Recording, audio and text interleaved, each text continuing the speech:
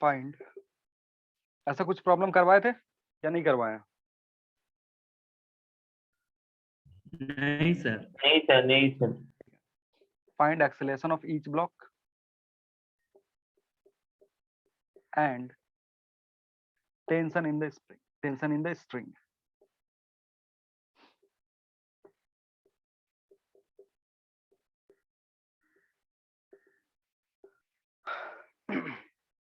ऐसे सवाल में बस दो ही चीजें पूछेगा तुमसे, एक्सेलरेशन पूछेगा ब्लॉक्स का और टेंशन पूछेगा।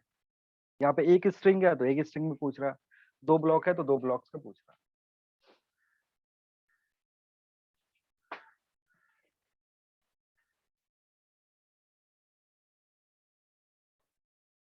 हो गया? आप समझो क्या हो रहा है कि अब यहाँ पर भी तुमको साफ साफ दिख रहा है, ये जो 10 kg ब्लॉक है ये नीचे की तरफ जाएगा और ये 5 kg ब्लॉक ऊपर की तरफ जाएगा। यहाँ दिख रहा है साफ साफ तुमको।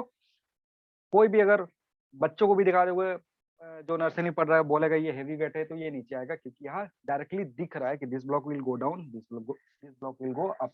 तो यहाँ पे मान लेंगे कि ये जो ब्लॉक है ए से नीचे की तरफ एक्सेलरेट हो रहा है, ये जो ब्लॉक ए से नीचे की तरफ एक्सेलरेट हो रहा है and this block is directly connected to इसके साथ। ये जो ब्लॉक है 10 kg और ये जो 5 kg है ये सिंगल स्ट्रिंग से कनेक्टेड है। तो 10 kg अगर नीचे की तरफ आएगा तो 5 kg कहा जाएगा ऊपर की तरफ, कितने से? ए से। ये one of the simplest problem है स्ट्रिंग और पुली का, ठीक है ना। बाकी जो प्रॉब्लम होंगे इससे कॉम्प्लेक्स होते जाएंगे। अभी ये क्या है, one of the easiest problem है। क्यों? क्योंकि इसमें साफ साफ तुमको दिख रहा है ये 10 kg नीचे जाएगा, ये 5 kg ऊपर जाएगा। अगर ये 10 kg नीचे ए एक्सेलरेशन से जा रहा है, ये 5 kg ऊपर ए एक्सेलरेशन से जाएगा। क्लियर है? ठीक है ना। अब देखो इसको सॉल्व करने के लिए क्या करेंगे, फ्री बॉडी डायग्राम बनाएंगे। फ्री बॉडी डायग्राम इस ब्लॉक का, फ्री बॉडी डायग्राम इस ब्लॉक का। तो इस ब्लॉक पे टेंशन टी ऊपर लग रहा है, इस ब्लॉक पे भी टेंशन टी ऊपर ही लग रहा है। अगर इसका फ्री बॉडी डायग्राम बनाते हो तो क्या दिखेगा तुमको? 10 kg ब्लॉक पे टेंशन टी ऊपर, नीचे 100 न्यूटन, और ये चूंकि नीचे ए से एक्सेलेरेट हो रहा है तो ये भी शो कर देंगे। अब इसका बनाओगे, ये 10 kg ब्लॉक का। अगर 5 kg ब्लॉक का बनाओगे तो अगेन इस पे भी टेंशन टी ऊपर, नीचे weight force and this will B 50 Newton. 5 kg block है ये, लेकिन इसका एक्सेलरेशन ऊपर की तरफ हो रहा है। क्लियर है? और जैसे ही फ्री बॉडी डायग्राम तुमने बना लिया, फ्री बॉडी डायग्राम बनाने के बाद काम क्या होता है तुम्हारा, इससे इक्वेशन डेवलप करना। फ्री बॉडी डायग्राम तुमको क्या देगा? इक्वेशन देगा। तो इक्वेशन अगर देखोगे इस फ्री बॉडी डायग्राम से, मैंने बोला क्या था कि जो भी फोर्सेस एक्सेलरेशन के डायरेक्शन में है, जो भी फोर्स एक्सेलरेशन के डायरेक्शन में है that is taken as positive. तो इस बॉडी के लिए इस एक्सेलरेशन के डायरेक्शन में ये 100 न्यूटन है, तो 100 माइनस ये टेंशन अपोजिट डायरेक्शन में minus it will B 10 into a। ये तुम्हारा पहला इक्वेशन। क्लियर है? सर एक्सेलरेशन के डायरेक्शन में acceleration 3.33 metre per second square और टेंशन 200/3 न्यूटन। एक्सेलरेशन कितना? एक बार फिर से बोलो। 3.33 मीटर पर सेकंड स्क्वायर, मतलब 10/3। हाँ। और टेंशन कितना? 200/3 न्यूटन। 200/3। ठीक है, हाँ। तो ये इक्वेशन मिला यहाँ से। दूसरा इक्वेशन कहाँ से मिलेगा? यहाँ से। अगेन जो एक्सेलरेशन के डायरेक्शन में जो फोर्स है that will taken as positive, तो इस दूसरे ब्लॉक के लिए टेंशन पॉजिटिव होगा, this 50 newton will be negative and ये बराबर किसके होगा? This will be equal to 5a। ये तुम्हारा दूसरा इक्वेशन। अगर इन दोनों को इक्वेशन को ऐड करोगे, जैसे इसको ऐड करोगे, एडिंग 1 and 2, तुम्हें क्या मिलेगा? टी टी कैंसिल आउट हो गया, 50 इज इक्वल टू 15a। इसको ऐड करा, दोनों को ऐड करोगे तो इस साइड 50, इस side 15a। So acceleration will be 10/3 metre per second square. और अगर एक्सेलरेशन पता चल गया तो किसी भी एक इक्वेशन में 1 या 2 में किसी में a की वैल्यू रखो, वहां से टेंशन पता चल जाएगा एंड टेंशन विल बी, इसमें रख दो या इसमें रख दो, कहीं भी रखोगे उसको कोई फर्क नहीं पड़ेगा। It will B how much? 200/3 Newton. तो वही मैंने बोला अभी ये क्या है, ये one of the simplest problem था जिसमें हमें ज्यादा कुछ सोचने की जरूरत नहीं पड़ी थी। जितना नंबर ऑफ अननोन था उतना ही नंबर ऑफ इक्वेशन आराम से मिल रहा है, तो हम इसको इजीली सॉल्व कर सकते हैं, लेकिन जरूरी नहीं है हर बार तुमसे इतना सिंपल प्रॉब्लम ही पूछेगा। Hello sir. हाँ बोलो। सर mg के डायरेक्शन में a है तो सर प्लस होना चाहिए ना सर, क्योंकि प्लस मानते हैं सर एक्सेलरेशन के डायरेक्शन को। हाँ तो ए के तरफ ये है, प्लस तो ये हाँ है। तो तो इसको सॉरी क्या, समझ गया सर। अरे इसके लिए इस ब्लॉक के लिए एक्सीलरेशन 100 न्यूटन की तरफ है तो 100 न्यूटन पॉजिटिव। इस ब्लॉक के लिए एक्सीलरेशन टेंशन के डायरेक्शन में, इसलिए टेंशन पॉजिटिव। हो गया, हटा दे। हाँ सर।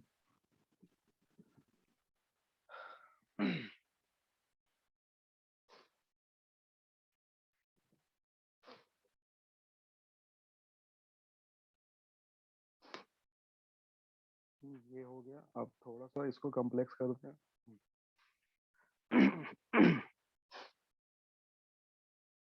ये एक इंक्लाइन प्लेन है, इस इंक्लाइन प्लेन पे एक बॉडी रखा हुआ है जो एक पुली के हेल्प से ऐसे कनेक्टेड है। इंक्लाइन प्लेन फिक्स है, मतलब इंक्लाइन प्लेन का मोशन नहीं हो रहा है, ये 30 डिग्री है। अब उससे क्या कर रहा है,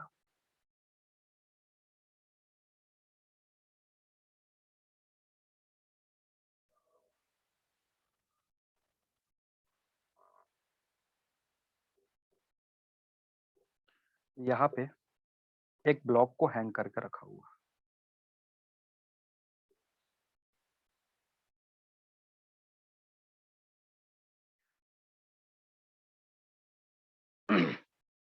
ये डायग्राम है तुम्हारा। मासेस जो है मैं देख रहा हूँ कितने कितने मासेस है। एक है 10 kg,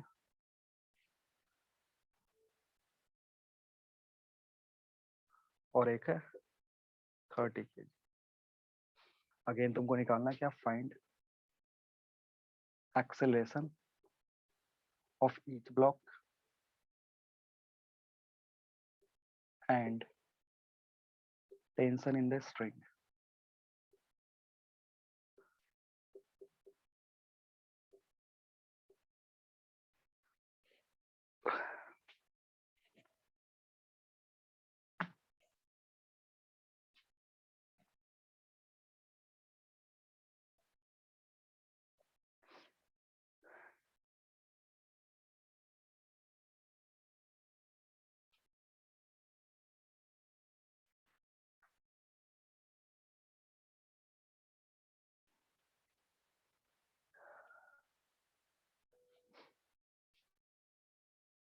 हो गया, ड्रॉ कर लिया ना।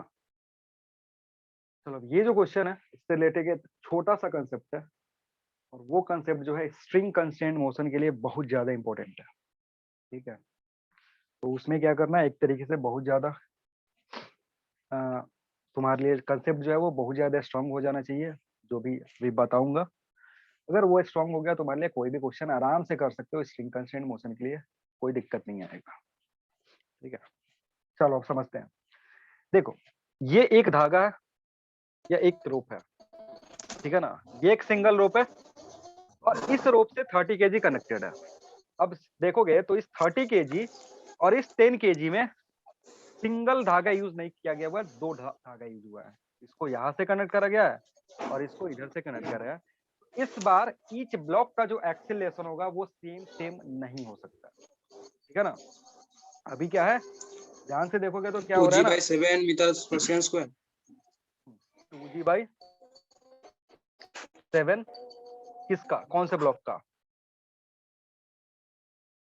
किस ब्लॉक के Acceleration लिए, का किस ब्लॉक के लिए, acceleration 2g/7. Acceleration of which block, वो मैं पूछ रहा हूँ। 3 kg, 30 kg और 10 kg। 30 kg. 30 kg का और 10 kg का, 10 kg का g/7. g/7। टेंशन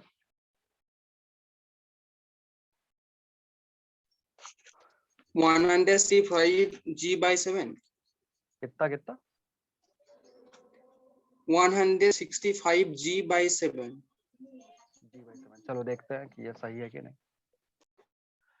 अब समझो, जो कर लिया आराम से देखेगा, बाकी जिन्होंने नहीं कर पाए वो देखेंगे। देखो मैं क्या बोल रहा हूँ कि इस बार जो होगा दोनों ब्लॉक का एक्सेलेरेशन वो अलग अलग होगा। क्यों? क्योंकि इस बार सेम स्ट्रिंग से दोनों कनेक्टेड नहीं है। अगर सेम स्ट्रिंग से कनेक्टेड होते तो अगर ये ए से एक्सेलेरेट होता तो ये भी ए से एक्सेलेरेट होता, नहीं सोचना होता। बट इस बार क्या होगा ना कि एक्सेलेरेशन जो है वो दोनों ब्लॉक के लिए अलग अलग होगा। अब हमें क्या करना है कि अब यहाँ पे जब भी ऐसे सवाल दिखने लगेंगे जहाँ पे एक्सेलेरेशन डिफरेंट डिफरेंट दिखेगा, तो अब हमें एक्सेलेरेशन अलग अलग लेना पड़ेगा और साथ ही साथ डायरेक्शन तुम अपने मन से कुछ भी ले सकते हो। डायरेक्शन के लिए नहीं सोचना है कि this 10 kg block will go down या फिर this 10 kg 30 kg block will go down, ये तुम्हें नहीं सोचना है। अपने मन से कोई भी एक डायरेक्शन चूज कर लो और एक्सेलेरेशन प्रोवाइड कर दो, फिर उसके बाद फ्री बॉडी डायग्राम बना करके सॉल्व कर देंगे। समझे? तो मैं क्या मान रहा हूँ, ये जो 10 kg ब्लॉक है, 10 kg ब्लॉक ये A1 से ऊपर जा रहा है, यानी तुम्हें A1 निकालना है। और ये 10 kg ब्लॉक ऊपर जा रहा है और ये जो ब्लॉक है 30 kg ये A2 से इंक्लाइन प्लेन के नीचे आ रहा है। ये मैंने माना है, ये कैलकुलेट करना है। अगर A1 की वैल्यू आफ्टर कैलकुलेशन पॉजिटिव आ गई तो मैंने करेक्ट माना है, तो A1 करेक्ट माना तो A2 अपने आप करेक्ट हो जाएगा।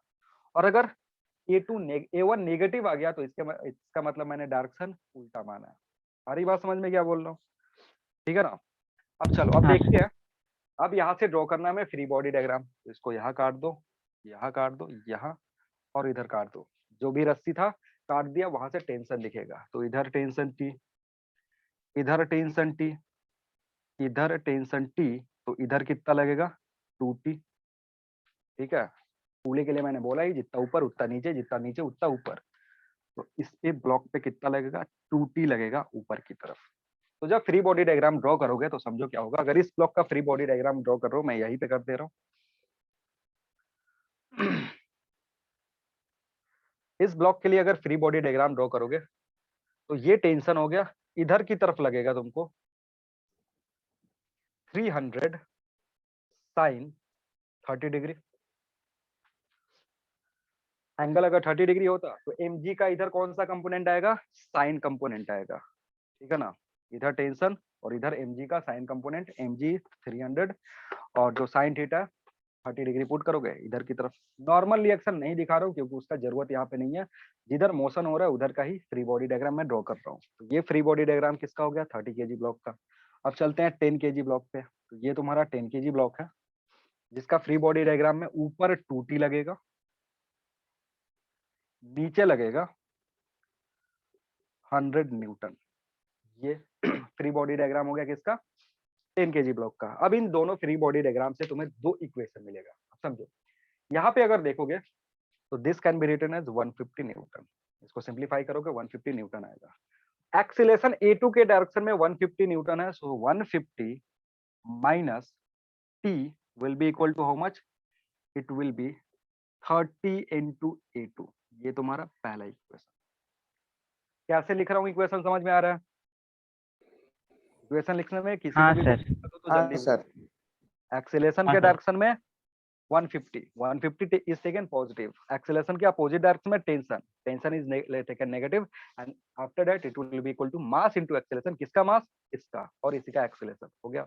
अब चलते हैं इसके पास अगर जाओगे तो होगा क्या, अब acceleration के डायरेक्शन में कौन है 2t है, तो this will be 2t minus 100 Newton is equal to मास इसका 10, इसका acceleration a1, this will be equation number 2।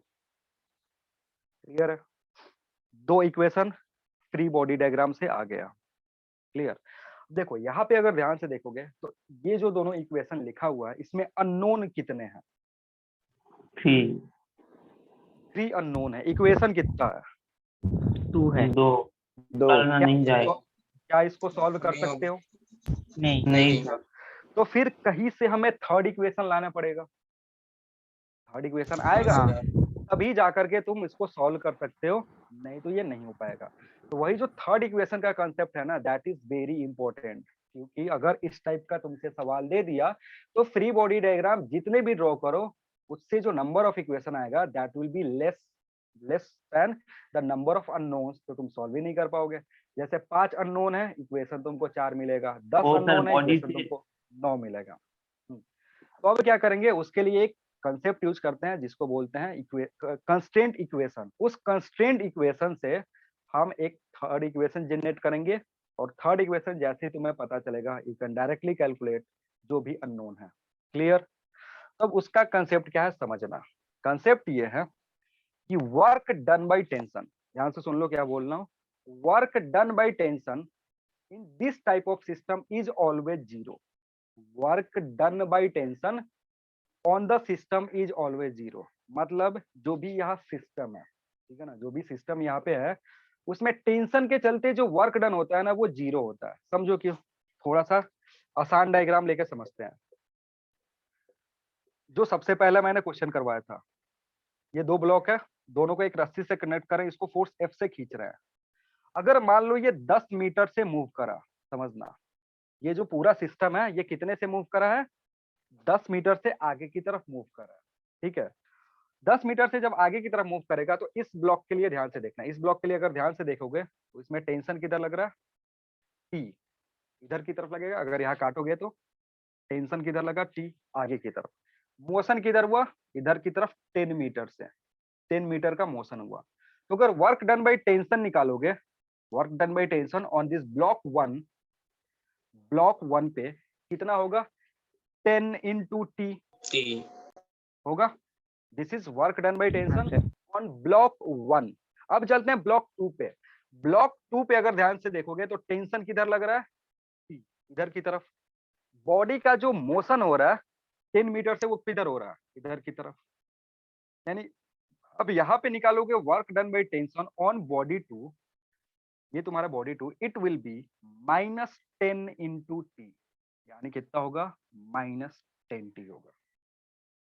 क्यों हो रहा है समझ में आ रहा है, क्योंकि अभी 10 मीटर और इस टेंशन में एंगल कितने का है, एंगल है कितने का, 180 डिग्री का। जब फोर्स और डिस्प्लेसमेंट 180 डिग्री पे होता है, in that case work is negative. यहाँ पे पॉजिटिव आया लेकिन दूसरे केस में नेगेटिव आ गया। तो अगर दो ब्लॉक है, इन दोनों ब्लॉक पे वर्क डन बाय टेंशन अगर पता करोगे तो इस पे कितना वर्क हुआ, 10 न्यूटन, इस पे कितना, सॉरी 10T, इस पे कितना वर्क हुआ, -10T। If you add this, total work कितना हो जाएगा,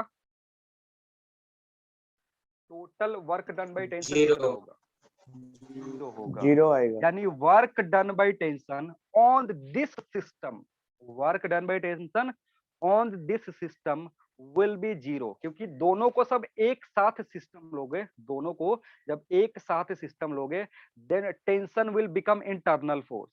जब भी एक साथ दोनों को सिस्टम ले लिया, मतलब ब्लॉक 1 ब्लॉक 2 को एक सिस्टम कंसीडर कर लोगे, इन दैट केस टेंशन क्या हो जाएगा, इंटरनल फोर्स हो जाएगा, और इंटरनल फोर्स वर्क कितना करेगा, 0 करेगा।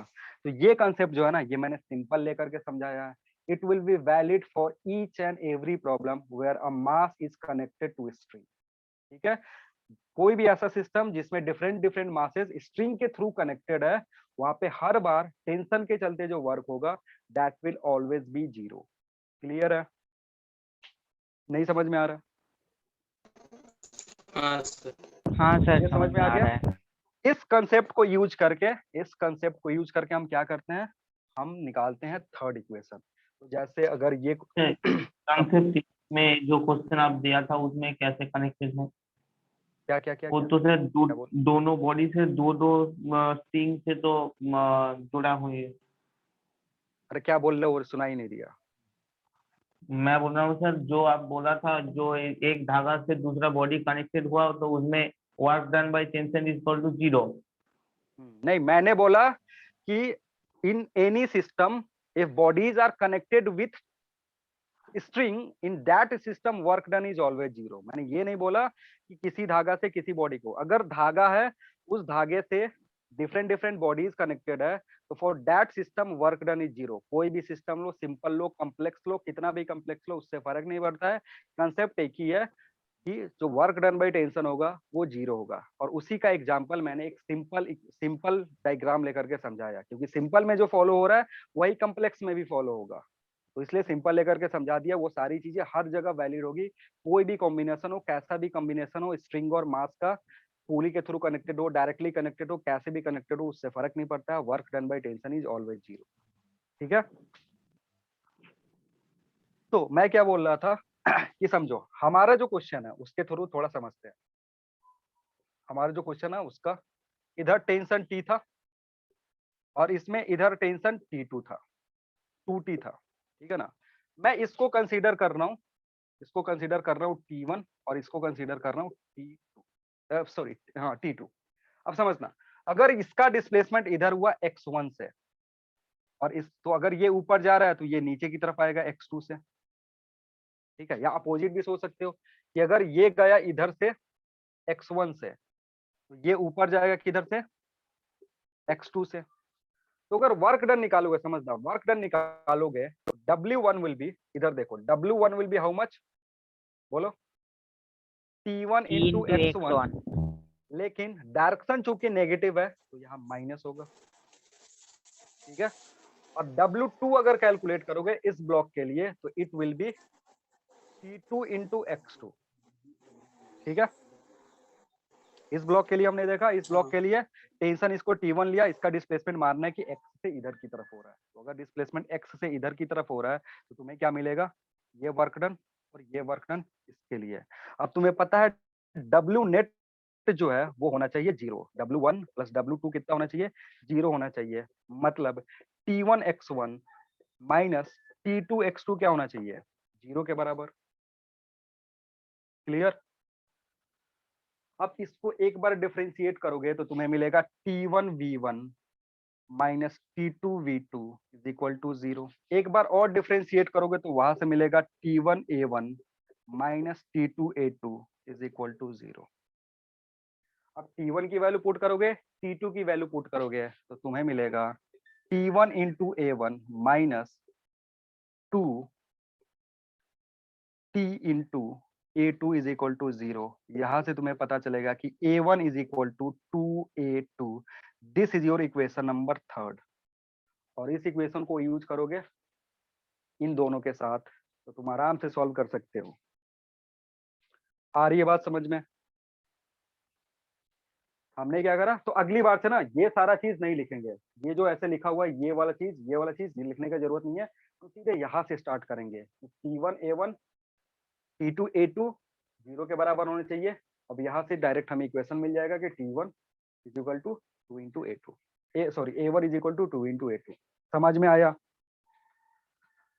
हाँ सर।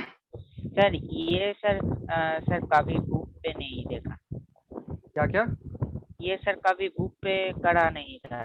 नहीं बुक में दूसरे तरीके से होता है। बुक अभी में नहीं। लेंथ को, बुक में जो मेथड होता है that is on the basis of inextensible string. जो स्ट्रिंग है उसका length through out the motion constant होगा, वो वाला कंसेप्ट यूज करते हैं, वो वर्क डन वाला कंसेप्ट यूज नहीं करते हैं। अगर बुक में देखोगे तो वो x1 x2 x3 वैल्यू मान के करेगा, जहां पे स्ट्रिंग का हाँ लेंथ सर। वो कैलकुलेट करता है।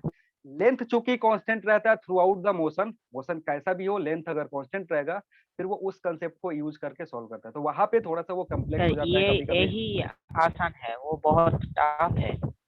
कभी कभी सॉल्व हो जाता है उससे, कभी कभी गलती हो जाता है हाँ। क्योंकि मे बी हर बार वो उतना ज्यादा तुम प्रिडिक्ट नहीं कर पाओगे। तो ये जो मेथड है इसमें पता क्या करना होता है, किस ब्लॉक पे टेंशन कितना लिया है तुमने और किस ब्लॉक पे एक्सेलेरेशन कितना है। तो हम डायरेक्टली कहाँ से स्टार्ट करते हैं, इधर से स्टार्ट करके इक्वेशन नंबर 3 ला लेते हैं। ये जो सारी चीजें थी ये तुमको समझाने के लिए थी। ये जो चीज लिखा है मैंने, ये जो चीज लिखा हुआ ये इसलिए लिखा हुआ ताकि हम यहाँ तक पहुंच कैसे रहे। हम कहाँ से पहुंचे, हमें पता है work done W net by the tension on every system will be 0। और every system कोई भी कितना भी उसमें बॉडी होगा, सारे बॉडी पे each टेंशन वर्क निकालोगे ऐड करोगे 0 होगा। जैसे मैंने इस बॉडी के लिए किया 0 हो गया, डिफरेंशिएट किया एक बार वेलोसिटी मिला, डिफरेंशिएट किया एक बार एक्सीलरेशन मिला।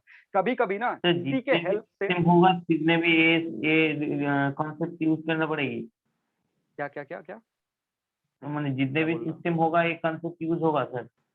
हाँ, जितना भी स्ट्रिंग पुली का सिस्टम होगा उसमें ये कंसेप्ट यूज करेंगे। स्ट्रिंग पुली का क्वेश्चन जिसमें डिफरेंट डिफरेंट मासेस अटैच है विद डिफरेंट डिफरेंट स्ट्रिंग, तो हमें क्या क्या रहता है, ये जो कंसेप्ट है ये यूज करना होता है। जहाँ पे तुमको थर्ड इक्वेशन की जरूरत पड़ती है, जैसे इस क्वेश्चन के लिए थर्ड इक्वेशन का जरूरत पड़ा तो थर्ड इक्वेशन यहाँ से आया, ठीक है। तो इस कंस्ट्रेंट को यूज करके हम क्या करते हैं, क्योंकि ये जो टेंशन है ना उसी टेंशन के चलते एक्सेलेरेशन आ रहा है, और टेंशन का एक्सेलेरेशन फिर हमने उसको वर्क डन में लेके गए और वर्क डन से फिर हम यहाँ तक पहुंचे। कभी कभी सवाल में क्या होता है, तुमसे वेलोसिटी भी पूछ सकता है कि if one block is moving with the velocity of 10 metre per second at the given instant find velocity of other block. तो कहाँ से कैलकुलेट करेंगे, यहाँ से कैलकुलेट करेंगे। कभी कभी डिस्प्लेसमेंट भी पूछ देता है कि if this block is having a displacement of 10 meter then find the displacement of other block। कहाँ से यूज करेंगे, यहाँ से सॉल्व करेंगे। आ रही बात समझ में? हाँ सर। हाँ सर। तो ये तुम्हारा ये जो कंसेप्ट है ये तुमको क्या देगा, थर्ड इक्वेशन दे देगा। और जैसे ही थर्ड इक्वेशन मिला तो 3 इक्वेशन 3 अननोन, कुछ भी सॉल्व करोगे आंसर आ जाएगा तुम्हारा, ठीक है ना। अब क्या करो, इसको उठा करके यहाँ पुट कर दो। तो अगर देखोगे फ्रॉम इक्वेशन 1 and 3 में लिख रहा हूँ, 1 and 3 से 150 minus T is equal to 30। इसकी जगह मैं क्या पुट कर दूं, इसकी जगह मैं पुट कर दूं a1/2। तो ये कितना हो जाएगा, 15a1 हो जाएगा, ठीक है। और नीचे वाला जो इक्वेशन है ये कितना है, 2t minus 100 is equal to कितना, 10a1 है। अब देखो ये जो दोनों इक्वेशन है इसमें कितने अननोन है, 2 अननोन है। इसको सॉल्व करोगे टेंशन या एक्सेलेरेशन, इसको 2 से मल्टीप्लाई कर दो, इसको 2 से मल्टीप्लाई करके इसमें ऐड करोगे, इसको 2 से मल्टीप्लाई करके। अब ये सारी चीजें अगेन तुम्हारे दिमाग में चलते रहनी चाहिए कि क्या निकालना है, किसको कैंसिल आउट करेंगे तो ज्यादा सिंपल होगा। तो जैसे इसमें 2 से मल्टीप्लाई करोगे ना, देखो ऊपर क्या है -2t हो जाएगा, नीचे 2t है। और जब ऐड करोगे तो क्या हो जाएगा, ऐड करोगे तो 2t कैंसिल आउट हो जाएगा। This will B 300 minus 100 means इधर बचेगा 200।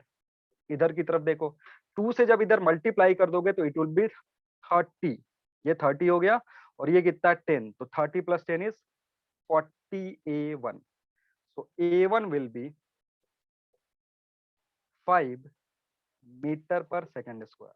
और अगर तुमने a1 कैलकुलेट कर लिया a2 क्या हो जाएगा, so a2 is equal to a1/2, it means 2.5 metre per second square.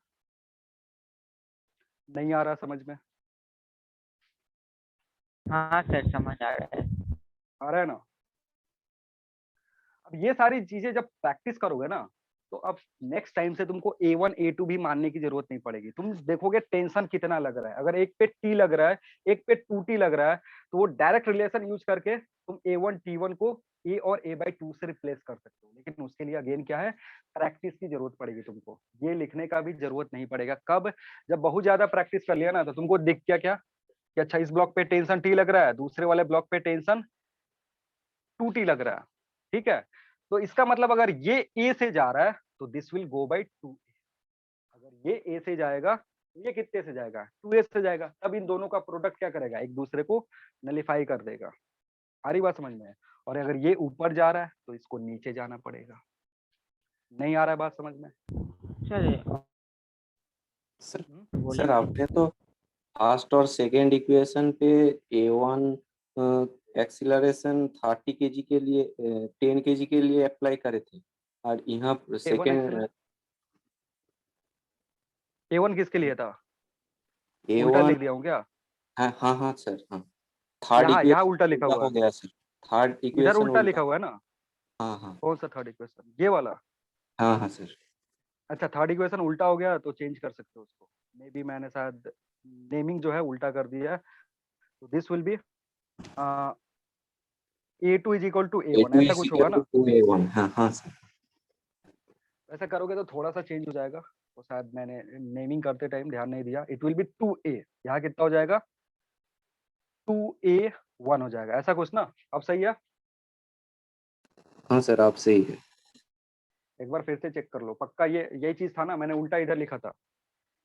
तो अगर उल्टा लिखा हुआ है तो बस उसको इंटरचेंज कर दोगे, हो जाएगा। This will be your a2। शायद नेमिंग में जो मैंने क्या करा था उल्टा कर दिया था।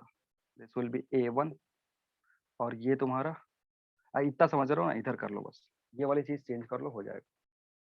फिर वो आप पुट करोगे, मे बी एक आंसर है थोड़ा सा अलग है। तो सर कैसे डायरेक्ट काटना है वो डायरेक्ट वाला भी समझ रहे हैं, पहले ये जो कंफ्यूजन है उसको दूर कर लो। एक बार मैं फिर से ड्रॉ कर दे रहा हूँ डायग्राम, ताकि अभी का जो प्रॉब्लम है वो, इस पे टेंशन कितना लिया था, t लिया था, ठीक है। और इसका एक्सीलरेशन मैंने कितना माना था, जल्दी बताओ, इंक्लाइन प्लेन वाले का A1 लिया, A2 लिया था ये। A1 लिया था, A2 लिया था। A2 चलो ये A2 है और इसको मैं ले रहा हूँ T2, और दूसरा वाला जो ब्लॉक था उस पे टेंशन T2 लग रहा था, और इसका एक्सीलरेशन मैंने नीचे के लिए तरफ लिया था, A1 लिया था, यही ना। फिर मैं इसको ले रहा हूँ T1। सिंप्लीफाई करने के बाद, इसको सिंप्लीफाई करने के बाद तुम्हें क्या मिला, जो फाइनली मिलेगा वो मिलेगा A2 is equal to 2A1। अब सही है, हाँ सर। ठीक है ना। A2 इक्वल टू 2A1 मिलेगा। अब इधर पे पुट करोगे, इधर पे पुट करोगे तो A2 की जगह ये पुट करोगे, सो दिस विल बिकम, कितना हो जाएगा ये 60A1। 2 से मल्टीप्लाई करोगे और ज्यादा वैल्यू बढ़ जाएगी, जिसके चलते ये हो जाएगा 70, है ना। तो 70 अब डिवाइड करोगे तो इट विल बी, नहीं सर, वो 130 होगा। कौन सा 130 होगा ये, हाँ 130 वो और 2 इसमें से 10 multiply- हाँ हाँ ठीक ठीक ठीक ठीक। तो ये होगा, इधर बचेगा तुम्हारा 200, इधर बचेगा 130 A1। So A1 will be 20/13 metre per second square. अब सही है। हाँ और जो सर। तुम्हारा A2 Yes. होगा it will B 40/13 metre per second square. अब A1 A2 तुमको पता चल गया, किसी एक इक्वेशन में पुट करोगे टेंशन निकल जाएगा आराम से। हो गया,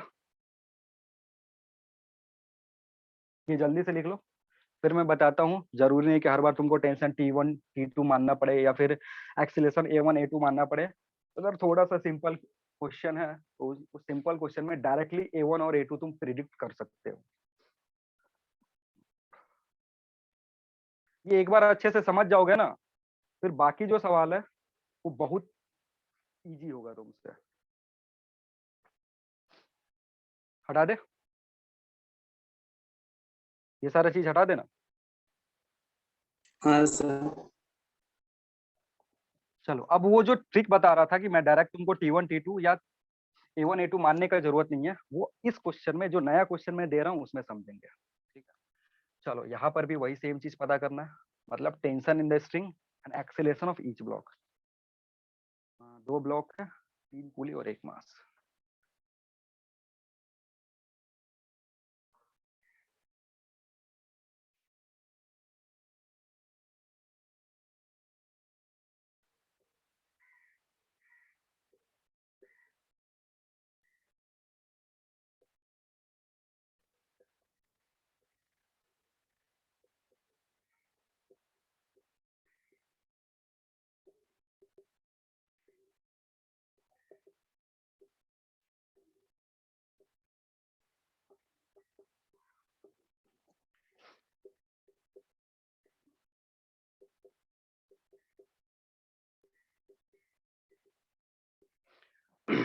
सेम क्वेश्चन है अभी भी, find acceleration of each block and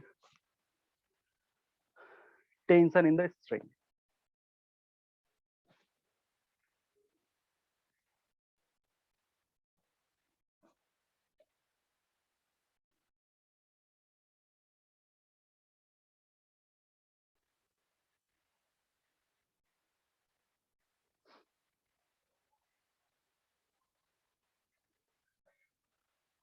लिख लियो तो इक्वेशन लिखना बताएंगे, इसमें तीसरे ऐसे सॉल्व करेंगे कि तीसरे इक्वेशन की जरूरत ही ना पड़े, जो चीज हम मान रहे हैं डायरेक्टली मान ले, ताकि 2 इक्वेशन से भी हमारा काम बन जाए।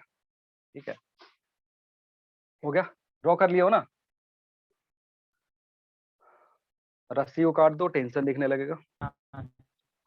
अब इधर अगर टेंशन T मान रहे हो तो इस रस्सी में भी टेंशन T होगा, क्योंकि ये सेम रस्सी गोल गोल घूम के गया, टेंशन T, इधर टेंशन T, इधर टेंशन T। लेकिन इसके लिए देखोगे तो यहाँ पे 2T लगेगा, इस रस्सी के लिए टेंशन 2T होगा। क्लियर।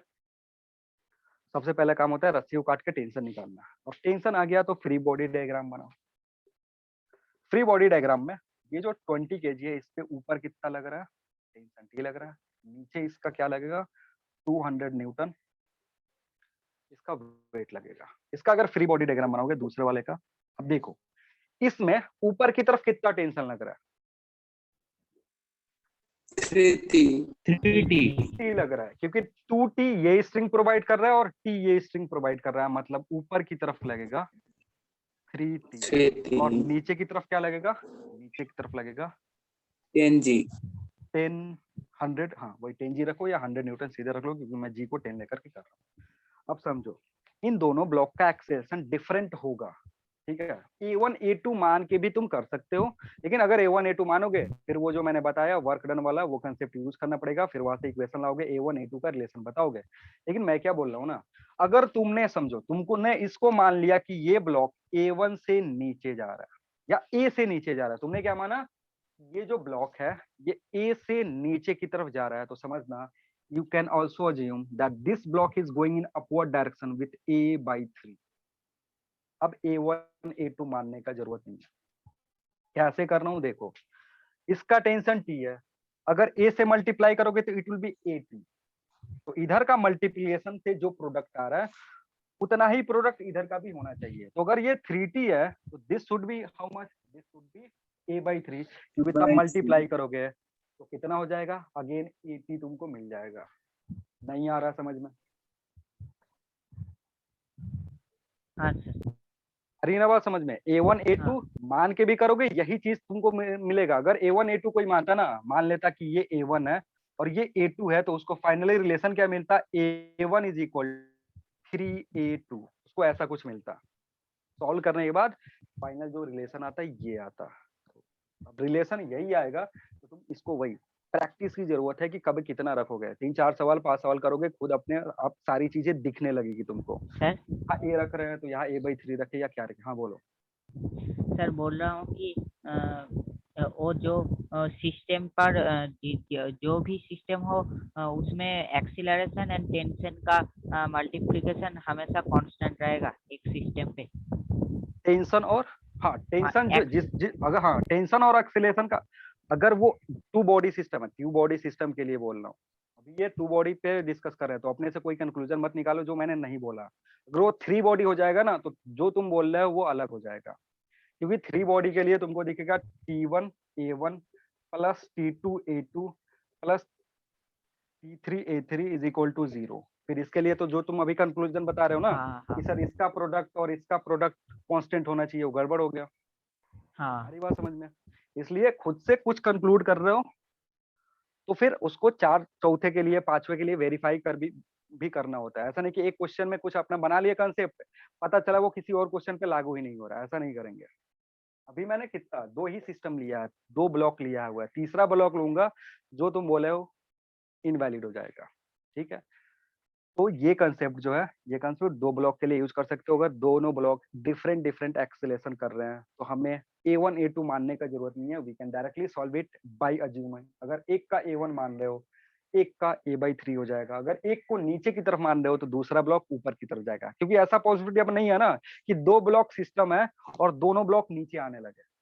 ऐसा नहीं होता है कभी भी 2 ब्लॉक सिस्टम। कितना कितना भी पूली अरेंजमेंट करो, तो अगर 2 ब्लॉक है तुम्हारे पास, 2 ब्लॉक में अगर एक ब्लॉक नीचे आएगा तो दूसरा ब्लॉक ऊपर जाएगा, ठीक है। तो अगर इसका एक्सेलेरेशन नीचे की तरफ हो रहा है तो इसका एक्सेलेरेशन ऊपर की तरफ होगा। अगर तुम कंफ्यूज हो कि कौन ब्लॉक ऊपर जाएगा कौन ब्लॉक नीचे जाएगा, मत सोचो, अपने मन से कुछ भी मान लो। मैथमेटिक्स तुमको बता देगा कि तुमने सही माना है या तुमने गलत माना है। ये चीज मैं 10 बार से ज्यादा बार बोल चुका हूँ, ठीक है। अब फिर ये कोई नहीं पूछ देगा सर व्हाट इज व्हाई आप इस एक्सेलेरेशन का डायरेक्शन नीचे की तरफ ले रहे हो, आप ऊपर ले लो। तुम्हारी मर्जी, ऊपर लो या नीचे लो, फर्क नहीं पड़ता है। अगर इसका नीचे लोगे तो इसका ऊपर, इसका नीचे लोगे तो इसका ऊपर। क्लियर है? कोई हाँ सर। कंफ्यूजन किसी को? हाँ सर। अब यहाँ से 2 इक्वेशन जो आएगा देख लो। यहाँ से एक्सेलेरेशन के डायरेक्शन में जो भी फोर्स है पॉजिटिव, तो 200 माइनस टी विल बी, इसका मास था 20 20 सॉरी 20 ए, ये तुम्हारा पहला इक्वेशन। इसके पास चलोगे 3t की तरफ, 3t minus 100 will be 10A/3। This is your equation number 2। कितना इक्वेशन है? 2 इक्वेशन। अननोन कितना है? 2 अननोन। तीसरा अननोन की जरूरत नहीं पड़ेगी, क्योंकि जैसे ही तुमने एक्सेलेरेशन निकाला इसका डायरेक्ट आंसर पता चल गया। इसका एक्सेलेरेशन निकालने के लिए 3 से डिवाइड कर दोगे, आंसर हो जाएगा। नहीं आ रहा समझ में? हाँ हाँ सर। सर। आ रहा है ना? हाँ चलो, तो हाँ। यही तुम्हारा कंसेप्ट है। अभी भी एक तरीके से हम ये भी प्रॉब्लम जो है इजी ही है, ये भी उतना कठिन नहीं है। कठिन होता है जब 3 ब्लॉक 4 ब्लॉक 5 ब्लॉक घुसा दिया, तब तुमको क्या हो जाता ना, तब हमें क्या करना पड़ता है, तब हमें इक्वेशन बनाना ही पड़ेगा। तब वहां पे हमारे पास ऑप्शन नहीं है कि हम एक ब्लॉक का एक्सेलेरेशन मान लिए, दूसरे का उसके रिलेटिव में निकाल ले, क्योंकि अगर एक ब्लॉक का मानोगे तो दूसरा तीसरा चौथा ब्लॉक का A1 A2 A3 A4 मानना ही पड़ेगा। अब तुम्हारे पास ऑप्शन नहीं होगा। मतलब ये जो चीज है, ये A मान रहे हो, इसका A/3 ये कब तक वैलिड है, जब तक 2 ब्लॉक है। तीसरा ब्लॉक आते ही अब तुमको वो जो स्टार्टिंग वाला जो मैंने बताया था, work done by tension zero, वो अप्लाई करना ही पड़ेगा। उसको बिना अप्लाई करे तुम कैलकुलेट नहीं कर सकते। क्लियर है? सर ये जो बोले A1 T1 plus A2 T2 plus A3 T3 is equal to 0, ये तो कोई भी ब्लॉक के लिए इस्तेमाल कर सकते हैं? किसी भी ब्लॉक के लिए, किसी भी सिस्टम के लिए वो जनरलाइज है, बट दिस इज स्पेशल। देखो, हाँ जब हम कोई हट के चीजें यूज करते हैं ना, तो वो उस पर्टिकुलर क्वेश्चन के लिए होता है, ना कि इन जनरल। इन जनरल क्या है तुम्हारा, work done by tension is zero. General क्या है तुम्हारा, जनरल इक्वेशन है work done by tension is zero, जहां से हमने निकाला T1 A1 plus T2 A2 plus T3 A3। 1000 block लगा दो, सब पे वैलिड होगा, कोई दिक्कत नहीं है। ठीक है, लेकिन हमें क्या करना होता है ना, तुम्हारे लिए जो जो नीट के बच्चे हैं या जो जेई एडवांस लेवल के जो बच्चे हैं ना, उनके लिए ज्यादा से ज्यादा 2 ब्लॉक करके दे देता है, क्योंकि उसको कंसेप्ट चेक करना है, वो 2 ब्लॉक दे देगा। अब 2 ब्लॉक में तुम A1 A2 मानने से बढ़िया है ना, एक का मानो, दूसरे का उसके अकॉर्डिंग अरेंज कर लो। तो दो ही इक्वेशन सॉल्व करना पड़ेगा। और अगर तुमने A1 A2 मान लिया, तब तुमको कितना इक्वेशन सॉल्व करना पड़ेगा, 3 इक्वेशन। तो किस में टाइम बचा, 3 इक्वेशन सॉल्व करने में या 2 इक्वेशन सॉल्व करने में? 2 में। 2 2 इक्वेशन। अगर equation. बोर्ड का एग्जाम दे रहे हो, लपेटो जितना लपेटना है, पन्ना भरो जितना पन्ना भरना है, उससे फर्क नहीं पड़ता है। तो बोर्ड एग्जाम में फ्री हो, जैसा सवाल दे उसको जितना बड़ा करके लिख सकते हो, क्योंकि जो कॉपी चेक करेगा वो मेजर करके ऐसे मार्क्स दे देगा। जब तुम्हारा जनरलाइज मार्किंग होता है तो जितना भरना है भरो। लेकिन हमारे जो कम्पिटेटिव एग्जाम्स होते हैं उसमें क्या करना होता है, उसमें टाइम बचाना होता है। तो अगर तुमको ये लग रहा है कि बोर्ड के लिए पढ़ाना, नहीं, ये किसके लिए है, कम्पिटेटिव एग्जाम में जो भी तुम्हारा नीट जेई एडवांस होगा, उसमें टाइम बचाने का ये सब तरीका। क्लियर है? हाँ सर। जनरलाइज तो हमेशा करेक्ट होता है, उसमें कुछ दिक्कत नहीं है, वो हमेशा करेक्ट होगा। लेकिन जब इस टाइप के कुछ प्रॉब्लम होंगे तो उसको कैसे सॉल्व करेंगे, वो सारी चीजें मैं बता रहा हूँ। हो गया? अब इसको सॉल्व कर लेना, एक्सेलेरेशन निकाल सकते हो, टेंशन निकाल सकते हो। अब ऐसा नहीं कि बोलोगे सर ये भी सॉल्व करके दिखा दीजिए। ऊपर वाले को 3 से मल्टीप्लाई करोगे, ऐड करोगे, कैंसिल आउट हो जाएगा। ठीक है, बाकी का सिंप्लीफिकेशन कर लेना।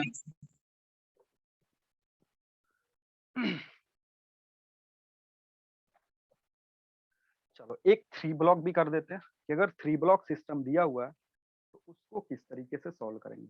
और अगर मैं ये सिखा रहा हूँ ना, तो कोई फिर वो लेकर के नहीं आ जाएगा कि सर एक बुक में मैंने देखा, उसने क्या करा, ऐसे लिया था x1 plus x2 plus x3 is equal to length of string, फिर यहाँ से सॉल्व करा था।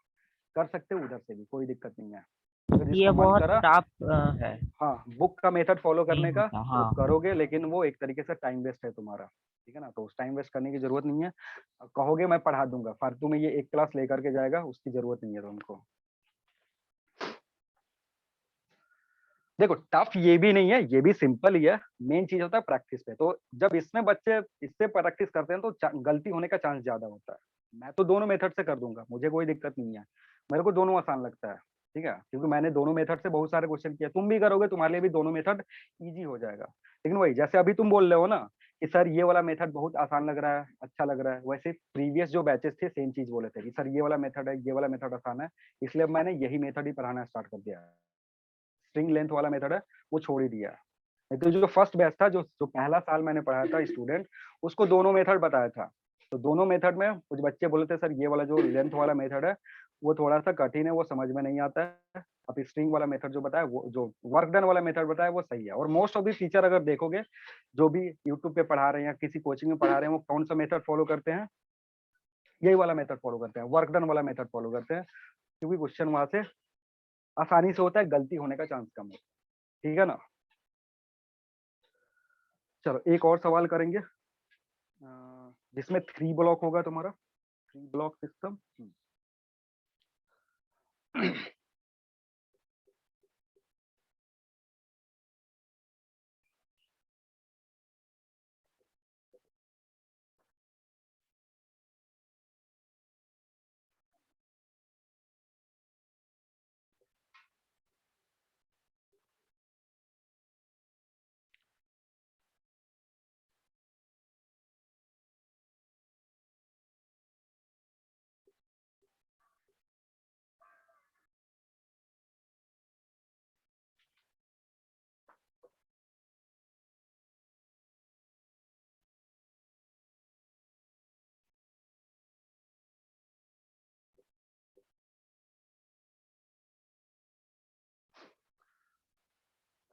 ये तुम्हारा 3 ब्लॉक सिस्टम है। क्वेश्चन सेम है भाई, find acceleration of each block and find acceleration of each block and tension in the string and tension in string.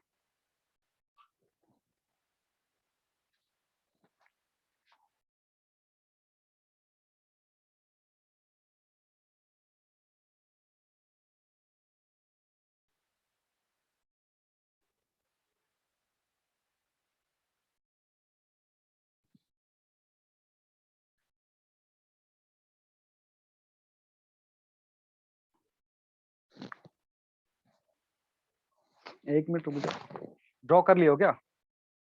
Draw कर लियो? हाँ सर। हो गया? बस चलो कोई नहीं, फिर इसी के कर लो, इसी को कर लो। नहीं तो मैं थोड़ा सा इसको और कम्प्लेक्स कर सकता था, लेकिन सॉल्व होता इजी, उसमें परेशानी होगी। या ड्रॉ कर लियो तो भी कोई ना, काम करते हैं, इसको थोड़ा सा चेंज करते हैं। इसको ना ऐसे कर लो, एक पुली और यहाँ लगा दो और अब वो 2 kg अटैच कर दो। इसको समझोगे थोड़ा और सा कंसेप्ट बढ़िया होगा। ऐसा है, जो भी ड्रॉ कर लिया परेशान मत हो, वहीं पे ऐसा गोला बना करके उसी में 2 kg अटैच।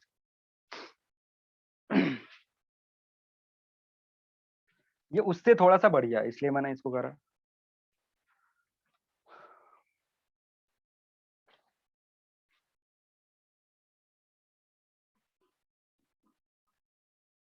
ड्रॉ कर लिया और वो क्वेश्चन लिख लिया ना, find acceleration of each block and tension. हाँ सर।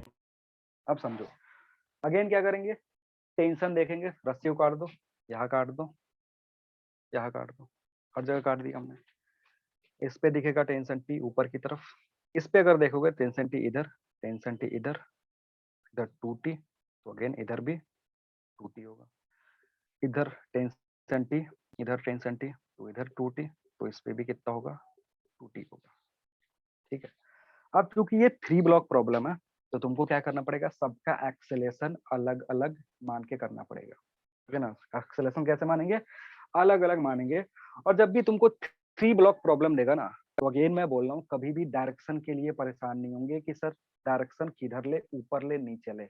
मैं क्या कर रहा हूँ, सबका डायरेक्शन ऊपर मान ले रहा हूँ। ये A1 से ऊपर गया, ये A2 से ऊपर गया, ये A3 से ऊपर गया। परेशान नहीं होना कि सर ये मोशन पॉसिबल ही नहीं है, वो तुमको बता देगा मैथमेटिक्स। जब सॉल्व करोगे तो इन तीनों में से कुछ आंसर जो आएंगे वो नेगेटिव आ जाएंगे। अगर A1 नेगेटिव हो गया मतलब तुमने A1 का एक्सेलेरेशन उल्टा माना है। अगर A2 नेगेटिव हो गया तो तुमने A2 का एक्सेलेरेशन उल्टा माना है। अगर A3 नेगेटिव आ गया तो A3 का एक्सेलेरेशन उल्टा माना है। समझ रहे हो क्या बोल रहा हूँ? मैंने डायरेक्शन का टेंशन ही नहीं लिया कि ऊपर कौन जा रहा है, नीचे कौन जा रहा है। मैंने क्या करा, मैंने माना सारे के सारे ब्लॉक किधर जा रहे हैं, ऊपर की तरफ जा रहे हैं। और इस अजम्पशन को लेकर के मैं इक्वेशन बना दूंगा और इसी इक्वेशन को सॉल्व करके आंसर ला दूंगा। सारी बात समझ में क्या बोल रहा हूँ? हाँ सर। हाँ कोई सर। है जिसको परेशानी हो रहा है कि सर आपने क्यों ऊपर माना है? नहीं हो रहा ना, परेशान हो जाते हैं बच्चे, सर आप तो नेचर का लॉ ही उल्टा पुल्टा कर दे रहा है। मैं कुछ उल्टा पुल्टा नहीं कर रहा हूँ, मैं गलत मान रहा हूँ, मैथमेटिक्स सही कर देगा उसको, क्योंकि मैथ का काम ही यही है। नहीं तो क्यों पढ़ते रहते तुम अलग से एक एक्स्ट्रा मैथ? सब्जेक्ट की जरूरत ही नहीं पड़ती, फिजिक्स में जरूरत पड़ता है, केमिस्ट्री में जरूरत पड़ रहा है, बाकी सारे सब्जेक्ट्स में उसका जरूरत पड़ता है, इसलिए अलग से मैथ पढ़ रहे हो। तो मैथ का काम होगा सही करके आंसर तुमको बता देगा। ठीक है ना? तो फिजिक्स का लॉ ऐसा नहीं कि सर फेल कर रहे हो आप, कुछ नहीं कर रहा हूँ मैं। अब देखो ये जो ब्लॉक है इसका फ्री बॉडी डायग्राम बनाओगे, यहाँ पे बना रहा हूँ मैं। ऊपर टेंशन T है, इसको मैं T1 मान रहा हूँ क्योंकि इसका एक्सेलेरेशन मैंने A1 लिया हुआ है, तो दिस इज योर A1। नीचे की तरफ कितना लगेगा, नीचे की तरफ लगेगा 30 न्यूटन, या आगे हाँ G लो, या मैं G को 10 लेकर के कर रहा हूँ। अगेन दूसरे ब्लॉक का अगर फ्री बॉडी डायग्राम ड्रॉ करोगे, ऊपर लगेगा 2T, इसको मैं ले रहा हूँ T2, और क्योंकि मैंने इसका एक्सेलेरेशन कितना लिया हुआ है, A2 लिया हुआ है। नीचे कितना सर? लगेगा? हाँ बोलो। सर अगर सर वो 2T को T2 नहीं लेता तो कोई प्रॉब्लम होता? नहीं कोई प्रॉब्लम नहीं होता। जस्ट हम जब इक्वेशन लिखेंगे ना T1 T2 सॉरी जब इक्वेशन लिखेंगे T1 A1 plus T2 A2 T2 T3 A3, वो थोड़ा सा मतलब कौन सी वैल्यू क्या है वो डायरेक्ट उठा करके पुट कर सके, इसलिए मैं ले रहा हूँ। नहीं लोगे कोई Okay, दिक्कत sir. नहीं है, तुम सीधे इसको इससे मल्टीप्लाई करके लिखो, कोई दिक्कत नहीं है। उसको लेना या ना लेने का कोई ये नहीं है। और इधर कितना लग रहा है, इधर भी लग रहा है 2t, इसको मैं t3 ले रहा हूँ। अब तुम बोलोगे सर ये दोनों सेम आप अलग क्यों ले रहे हो? अरे क्योंकि मेरा जो इक्वेशन है t1 a1 t2 e2 जो ऐड करके वहां पे क्या क्या वैल्यू पुट करना है वो मुझे डायरेक्ट दिख जाएगा, ठीक है ना। नहीं तो ऐसे कभी कभी गलती हो हाँ, जाती है, बस गलती के चांस को खत्म करने की कोशिश कर रहा हूँ। ये 20 नीचे की तरफ और इसका भी मैंने एक्सीलरेशन ऊपर की तरफ ही लिया है, ठीक है। अब ये जो चीजें हैं, जो भी तुमने फ्री बॉडी डायग्राम बनाया है, यहाँ से तुम्हें क्या मिलेगा, इक्वेशन मिलेगा। यहाँ से इक्वेशन क्या बताएंगे, पहला इक्वेशन इससे जब पता करोगे तो it will be t minus 30 will be, mass इसका कितना था, 3 था, 3a1, this is your equation number 1। इसके बाद क्या बताएगा, 2t minus 10 is equal to 2a2, that is your equation number 2। तीसरा कहाँ चलोगे, इसके पास चलो, इसके पास जाओगे तो ये बताएगा कि 2t माइनस कितना 20, this will B how much, this will B 3, 2 है कि, हाँ सॉरी 2, पक्का 2 है ना, इसका मैंने गलत लिखा शायद, 1 होगा ये 1 होगा, और इधर 2 है, this is your equation number 2। अगर इस तीन इक्वेशन से सॉल्व करने की कोशिश करोगे, काउंट करके देखो कितना अननोन है, 3 है या 4 है? 4 अननोन है, 1 2 3, एक्सेलरेशन किसी का नहीं पता है, टेंशन टी टी टी नहीं पता है। तो 3 इक्वेशन से क्या 4 अननोन निकाल सकते हो? नहीं निकाल सकते हैं। तो नहीं, फिर किसके पास जाएंगे, वही स्ट्रिंग का जो कंसेप्ट है वर्क डन पे जाएंगे। तो क्या बता रहा है, t1a1 plus t2a2 plus t3a3 कितना होगा, 0 होगा।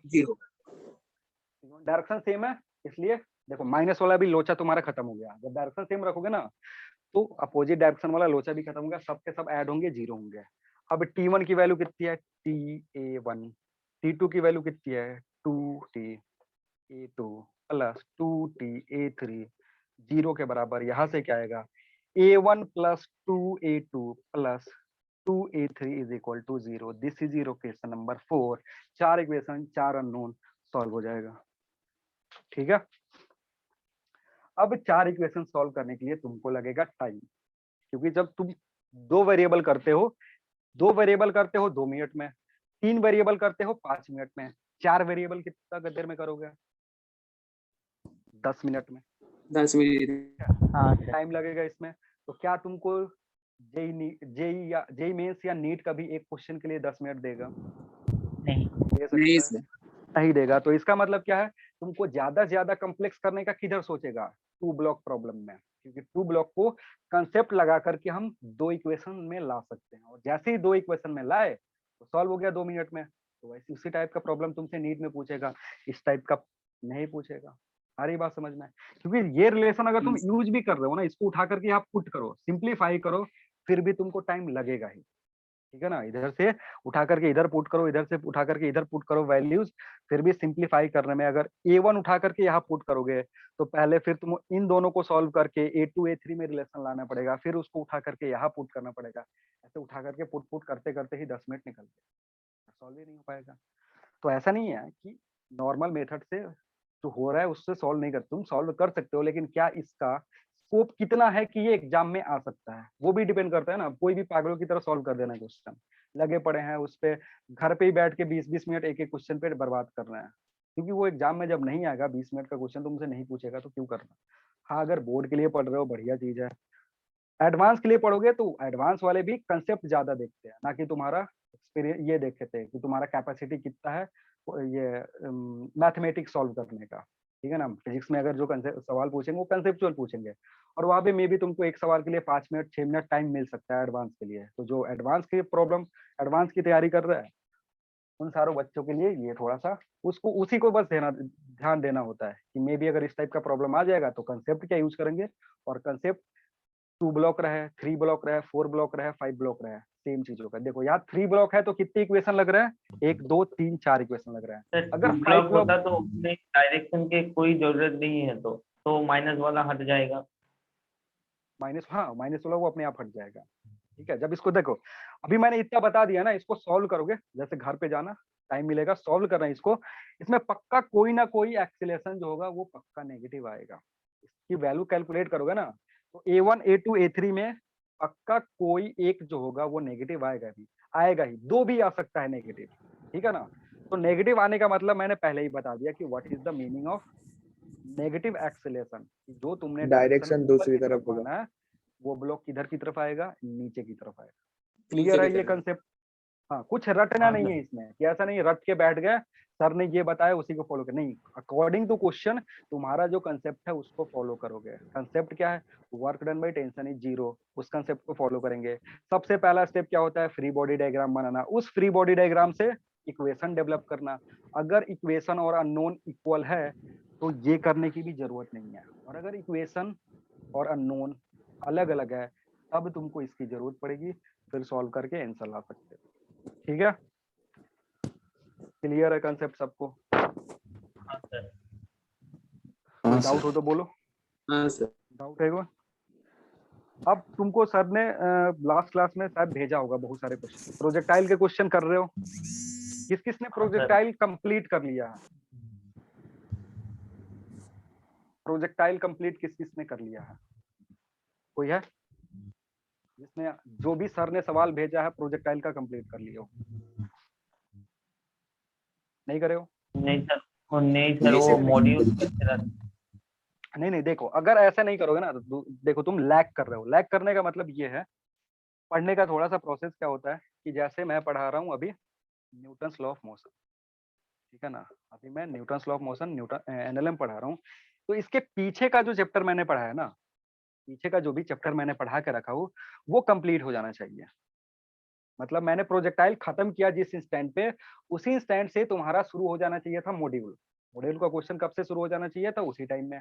और जब तक मैं 2-3 दिन पढ़ाया एनएलएम तब तक तुमको प्रोजेक्टाइल खत्म कर देना है, कि प्रोजेक्टाइल का सारा क्वेश्चन क्या हो खत्म हो जाए, ताकि तुम अभी डाउट पूछ सको। जैसे मैं एनएलएम पढ़ा रहा हूँ ना, तुमको कोई प्रोजेक्टाइल में डाउट होगा तुम भेज दोगे, मैं उसको बता दूंगा। तो अभी क्या है ना, तुम्हारा प्रोजेक्टाइल का कंसेप्ट जो है वो थोड़ा ताजा ताजा है, तो अभी मैं बताऊंगा तो तुमको समझ में आएगा जल्दी, और वही चीज दोबारा बताऊंगा तो वो और दिमाग में बैठ जाएगा, तो उसको मिटने में थोड़ा टाइम लगेगा। अब तुमने क्या करा कि मैंने एनएलएम पढ़ा दिया, सर्कुलर मोशन पढ़ा दिया, कंजर्वेशन पढ़ा दिया, अब तुम कर रहे हो प्रोजेक्टाइल का क्वेश्चन, फिर डाउट हुआ तुमने मुझसे पूछा, अब उसमें जो कंसेप्ट यूज हुआ होगा ना वो तुम्हारे दिमाग से ऐसे ही उड़ जाएगा। ठीक है, फिर मैं उसको समझाऊंगा, मेरा भी टाइम वेस्ट होगा क्योंकि फिर से उतना ही टाइम लगेगा तुमको समझाने में, तब ये इधर वाला सारा चीज वेस्ट हो जाएगा तुमको। तो वही करना है, अगर ये चैप्टर चल रहा है तो इसके प्रीवियस जितने भी चैप्टर के मॉड्यूल है वो कंप्लीट हो जाने चाहिए। मतलब अभी ये चैप्टर चल रहा है तो तुम किसका सॉल्व करोगे? प्रोजेक्टाइल का मॉड्यूल सॉल्व करते दिखोगे। ठीक है, और 3-4 क्लास में जब एनएलएम खत्म हुआ उतना दिन में प्रोजेक्टाइल खत्म। फिर जब प्रोजेक्टाइल खत्म हो गया तो तुम कहाँ जाओगे? एनएलएम में जाओगे, और जो जो टॉपिक्स मैं पढ़ा चुका हूँ न्यूटन्स लॉ ऑफ मोशन का उसके क्वेश्चन स्टार्ट कर दोगे, क्योंकि अगर मॉड्यूल लिखोगे तो उसमें टॉपिक वाइज करके भी क्वेश्चंस होते हैं कि कौन सा टॉपिक से कौन सा क्वेश्चन है। तरीका अगर ये प्रोसेस फॉलो करोगे तो वो तो सर फ्रिक्शन के सर ऐड होती है मॉड्यूल हाँ, में, सीपी का मॉड्यूल। तुमको पता चल रहा है ना कि that is question of friction, पता चल रहा है क्वेश्चन देख के? हाँ सर। चल रहा है ना, तो छोड़ दो उसको। जब मैंने फ्रिक्शन पढ़ाया ही नहीं है तो फ्रिक्शन को टाइम क्यों देना? मैं पढ़ाऊंगा फिर वापस जाके उसको कर देना। ऐसा तो है नहीं ना कि तुमको मॉड्यूल दिया गया फिर फ्रिक्शन आने से पहले मॉड्यूल तुमसे छीन लिया जाएगा। ऐसा है क्या कि फ्रिक्शन दे दिया पहले ही और तुमने नहीं करा अभी तो मैं मॉड्यूल तुमसे ले लूंगा? नहीं लूंगा, नहीं सर। मॉड्यूल तुम्हारे पास ही नहीं रहेगा। सर, जब मैं फ्रिक्शन पढ़ाऊंगा तब फ्रिक्शन का करना। मान लो एक सवाल, मैं एक मॉड्यूल उठाया, एक एक्सरसाइज उठाया, उसमें 10 सवाल फ्रिक्शन के दे दिए, छोड़ दो 10 सवाल, बाकी का 20 कर लो। ऐसा कोई रोका थोड़े है कि तभी उसको करना है जब मैं फ्रिक्शन पढ़ा दूंगा, नहीं। जो अगर पिछला चैप्टर तुम्हारा कंप्लीट हो गया, उसके मॉड्यूल तुमने सॉल्व कर लिया है, तो क्या करोगे? एनएलएम में जाओगे, जो जो टॉपिक्स मैंने पढ़ा दिया है उस टॉपिक के क्वेश्चन करो, डेली 2 क्वेश्चन 3 क्वेश्चन उठा करके करते रहो। ऐसे करोगे तभी जा करके कंटिन्यूटी मेंटेन रहेगा और रैंक आने के चांसेस ज्यादा रहेंगे। नहीं तो ऐसे पढ़ोगे 10 दिन पढ़ा फिर 20 दिन का ब्रेक, फिर 10 दिन पढ़ा फिर 20 दिन का ब्रेक, से कुछ नहीं होगा सर डेली अल्टीमेटली। सर अभी के टाइम में डेली तुमको क्वेश्चन क्या करना होगा? जो भी तुम्हारा मॉड्यूल है उसमें से उठा के 20 क्वेश्चन कर लो, जो मैंने पहले करा चुका हूँ। जैसे प्रोजेक्टाइल खत्म हो गया तो उठा करके 20 सवाल कर दो, ठीक है ना। तो जब 5 दिन तक एनएलएम चलेगा ना, तो उस 5 दिन में एनएलएम जब मैं पढ़ाऊंगा तो उस 5 दिन में तुम कितना सवाल कर दोगे प्रोजेक्टाइल का? तुम कर दोगे 100 सवाल। ठीक है, डेली 20 करते हो, 5 दिन में कितना हो जाएगा? 100 सवाल हो गया। तो जैसे ही प्रोजेक्टाइल का मॉड्यूल खत्म, फिर तुम कहाँ स्विच करोगे? एनएलएम के जो टॉपिक वाइज क्वेश्चन होते हैं, जो मैंने पढ़ा के हूँ उसका टॉपिक वाइज उठाओ और उस टॉपिक वाइज को सवाल को करना शुरू करो। डेली एक टॉपिक से 2-3 सवाल करोगे काफी है, क्योंकि अभी तुम पढ़ रहे हो, अभी प्रोसेस में हो। यही चीज क्या होता है ना, यही चीज 5 महीने बाद बर्डन हो जाएगा, क्योंकि 5 महीने बाद मैं कितने चैप्टर्स खत्म कर दूंगा? 10-15। तो जो चीजें छूट गई नहीं तुम्हारी, उसको तुम कवर ही नहीं कर पाओगे। फिर बच्चे हो जाते हैं फ्रस्ट्रेट कि सर हमसे ना हो पाएगा जेईई मेंस और नीट। ठीक है ना, कुछ तरीका बताइए, कुछ बताइए कि कैसे पढ़े। तो तरीका अभी बता दे रहा हूँ, अभी से फॉलो करना शुरू कर दो। बाद में फिर 5 महीने बाद मत आ जाना कि सर मेरा ये छूट गया वो छूट गया। अभी बहुत टाइम है तुम्हारे पास। अभी कितने चैप्टर कंप्लीट हुए? 3-4 चैप्टर कंप्लीट हुए। उसके सारे जितने भी डाउट्स है, जितने भी तुम्हारा लैगिंग है, जो भी चीज, उसको खत्म करो। नहीं तो वही, जैसे ही तुम्हारा 15 चैप्टर कंप्लीट होगा और पीछे का छूटा रहेगा, फ्रस्ट्रेशन में आ जाओगे और सरेंडर मार दोगे कि फिर नीट और जेईई हम नहीं कर पाएंगे। क्लियर है? और वही फिर से बोल रहा हूँ, जो 11th वाले बच्चे हैं, जो जस्ट 10th से आए हैं, वो बुक पढ़ना नहीं छोड़ेंगे, क्योंकि बुक पढ़ना इंपॉर्टेंट है। एनसीईआरटी फॉलो करो या कोई भी एक रेफरेंस बुक फॉलो करते रहना। बस मेरा ये तो है तुम्हारा कॉम्पिटिटिव का। बुक पढ़ोगे तुमको आइडिया आएगा बोर्ड में क्वेश्चन कैसे सवाल उसका आंसर देना है। सारी बात समझ में? हाँ सर। सर चलो फिर आज मॉड्यूल के के लिए इतना अलावा है। और कौन सी, मतलब और कोई बुक या कौन सी किताब? जो भी बुक तुम्हारे पास हो, फिजिक्स का कोई भी बुक उठा लो भैया।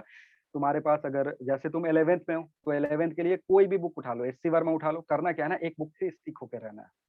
बच्चे क्या होते हैं ना, भटक जाते हैं। एक बुक करेंगे 10 दिन, फिर अच्छा ये बुक अच्छा नहीं है, चलते हैं दूसरे बुक पे, क्योंकि सुन लेते हैं दोस्तों से कि अच्छा ये बुक तो बढ़िया, इससे कर ले रैंक आ जाएगा। ऐसा कुछ नहीं होता है। एक बुक कोई फॉलो करो, वही रैंक दिला देगा। क्योंकि बुक बनाने वाला ये सोच के नहीं बना रहा ना मेरा बुक खराब है उससे दूसरे वाले से। वो क्या सोच के बना रहा है, मेरा भी बुक बढ़िया है, उसका भी बढ़िया, सबका बुक बढ़िया है, कोई भी एक फॉलो करो। ऐसा बुक फॉलो करना होता है जिसमें एरर कम हो, क्योंकि एरर होने के चलते ना वो कंसेप्ट दिमाग में बैठ जाता है तुम्हारा। फिर तुम अपना भी दिमाग खराब करोगे, टीचर का भी दिमाग खराब करोगे, और जो बाकी बच्चे हैं जैसे तुम्हारे दोस्त जिसके डिस्कशन कर रहे हो, उसका भी दिमाग खराब करोगे। तो क्या चूज करना होता है? जिस बुक में एरर बहुत कम हो वो चूज करना होता है। तो एससी वर्मा उठा लो, बीएम शर्मा उठा लो, पांडे जी को उठा लो, कोई भी उठा लो, सॉल्व करो एक कोई बुक। आ रही बात समझ में? एनसीईआरटी भी करोगे ना तो भी जेईई मेंस निकल जाएगा। अगर एनसीईआरटी के भी सारे प्रॉब्लम तुमने कर दिया और नोट्स पढ़ दिया, उस पे जेईई मेंस निकल जाएगा। क्लियर है? सर एसी वर्मा अगर पूरे करे तो सब एग्जामिनेशन अच्छा होगा। सारे एग्जामिनेशन अच्छा होगा। अगर एससी वर्मा कर लिए पूरा बढ़िया से पूरा, तो तुमको तुम्हारा नीट के लिए तो पूछना ही नहीं है। एससी वर्मा और नीट में आसमान जमीन का अंदर है। नीट तो ऐसे ही हो जाएगा, जेईई मेंस अभी आराम से हो जाएगा। जेईई एडवांस का कुछ तक, मतलब जैसे एससी वर्मा जो है ना, वो हाई लेवल नहीं है उतना, मतलब एडवांस का एक तरीके से बोल सकते हो 80% तैयारी करवा देगा वो तुमको। और 80% तैयारी कर रहे हो ना, तो मान लो अगर 80% तुम्हारे मार्क्स आ गए, 80% तैयारी करके 80% मार्क्स आ गए, ऐसे ही रैंक आ जाएगा तुम्हारा। होता है क्या कि जेईई एडवांस में 90% के ऊपर मार्क्स लाना होता है, उसमें परसेंटेज नहीं होता, रिलेटिव होता है। वो रैंक लाओ, हो जाएगा। एससी वर्मा भी एडवांस निकलवा सकता है, उसमें कोई दिक्कत नहीं है। एससी वर्मा पढ़ो। अगर नहीं तुम्हारा मन भर रहा है कि यार एससी वर्मा में सवाल कम, उठा लो बीएम शर्मा, भर भर के सवाल देगा तुमको। जितना लेवल का सवाल करना चाहते हो करो आराम से। तो अगर जो चाहता है कि एससी वर्मा छोटा बुक लग रहा है, खरीद लो B M Sharma. Part wise book तुमको मिलेगा, पढ़ते रहो उससे। लेकिन वही एक बुक कोई फॉलो करो। अभी से स्टार्ट जो बुक कर रहे हो फॉलो करना, वही लास्ट तक फॉलो करना है। बीच बीच में उसको ब्रेक करना नहीं है। और बुक फॉलो करो, नोट्स पढ़ो, काफी है इतना। और जो ड्रॉपर बच्चे हैं उनको खाली नोट्स पढ़ना है, नोट्स और मॉड्यूल। हाँ बोलो। सर मेरा प्रणाम लेना सर। आज सर नाम लेना है मतलब? सर आज सर टीचर्स डे है ना। अच्छा अच्छा, हाँ सर, चलो हैप्पी चलो, टीचर्स डे। सब कोई खुश रहेगा, मजे करेगा, मस्ती करेगा और पढ़ाई भी करेगा। ठीक है, चलो फिर thank you everyone, next class में मिलते हैं।